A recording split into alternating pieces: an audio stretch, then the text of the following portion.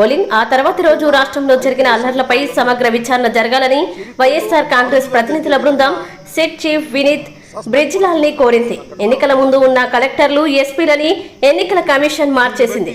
BJP అధ్యక్షురాలు పురంధరేశ్వరి, చంద్రబాబు కలిసి అధికారులపై కొన్ని ఫిర్యాదులు ఇచ్చారు. వారి ఫిర్యాదుల ఆధారంగా అధికారులని మార్చారు. పోలింగ్ రోజున దౌర్జన్యానికి పాల్పడ్డారు అనేటువంటి మాట, దానిలో కొంత వాస్తవం ఉన్నది అనేటువంటి భావన కలిగే విధంగా ఎన్నికల కమిషన్ కొందరు అధికారులను సస్పెండ్ చేయడం జరిగింది. సస్పెండ్ చేయటమే కాదు, ఈ జరిగినటువంటి వైలెన్స్ మీద, జరిగినటువంటి సంఘటనల మీద ఒక స్పెషల్ ఇన్వెస్టిగేషన్ టీమును వేసి విచారణ జరపవలసిందిగా కూడా ఆదేశించడం జరిగింది. దానికి సంబంధించి స్పెషల్ ఇన్వెస్టిగేషన్ టీంకు సంబంధించి చీఫ్ అయినటువంటి వినీత్ బిజ్రాల్ని ఐపీఎస్ అధికారిని ఈరోజు వైఎస్ఆర్ కాంగ్రెస్ పార్టీ తరఫున ఒక బృందంగా మంత్రులు, మాజీ మంత్రులు, శాసనసభ్యులు, శాసన మండలి సభ్యులను వెళ్లి ప్రత్యేకంగా కలిసి వారికి రిటర్న్ రిప్రజెంటేషన్ ఇవ్వడం, దానితో పాటుగా ఓరల్గా కూడా కొన్ని విషయాలను వారి దృష్టికి తీసుకువెళ్ళడం కూడా జరిగింది.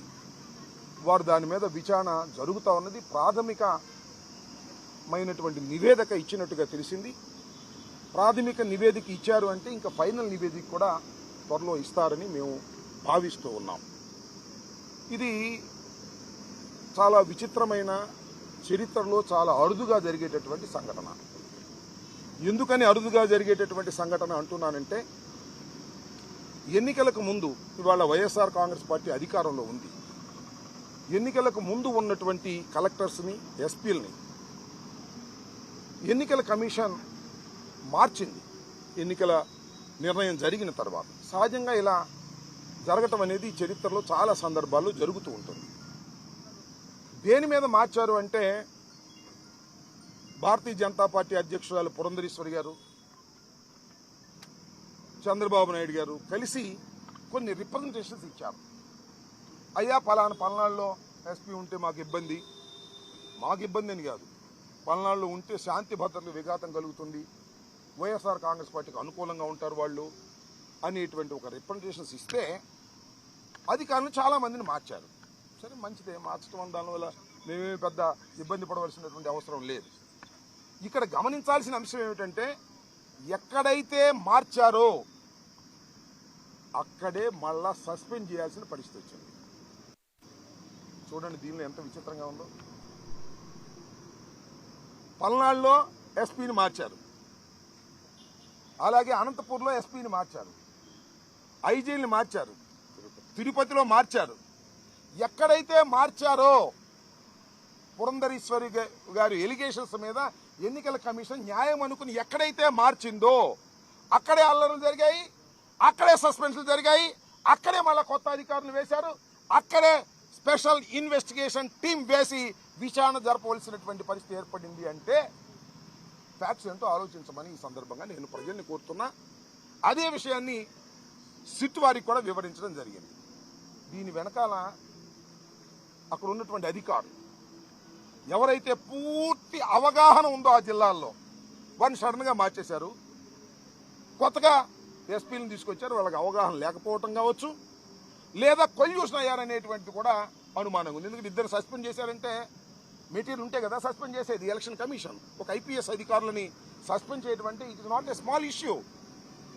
ఎన్నికల సమయంలో ప్రజాస్వామ్యానికి విఘాతం కలిగినటువంటి సందర్భం ఆంధ్ర రాష్ట్రంలో ఒక దారుణమైనటువంటి పరిస్థితి వాళ్ళు ఏర్పడింది. పోలీసు యంత్రాంగం పూర్తిగా విఫలమైంది. విఫలమైతే పర్వాలా, సరి చేసుకోవచ్చు. కొల్యూడయింది తెలుగుదేశం పార్టీతో. వారి దగ్గర బ్రైబ్స్ తీసుకున్నారు.